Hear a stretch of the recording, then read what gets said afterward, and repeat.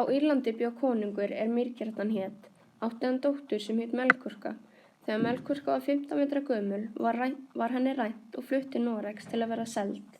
Höskuldur Dalakotsson frá Íslandi kom til Noregs og fann þar tjald.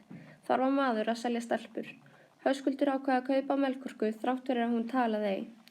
Höskuldur tók Melkorku tilbaka í tjald sitt og barnaði hana. Melkorka flutti til Íslands og bjó þar sem ambát hjá Höskuldi og konu hans. Melkorka eignaðist dreng og Höskuldur skírði hann Ólaf.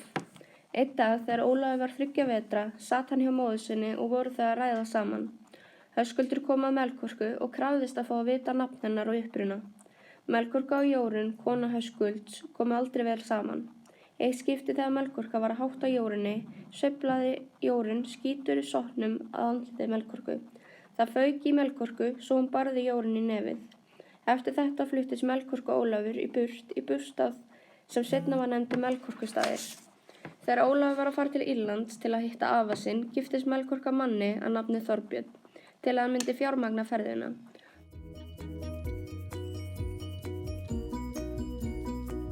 Ólafur fór til Írlands. Melkorka og Þorbjörn eignuðust einn dreng saman Lambi hét og kom hann við sögu í Drápubolla.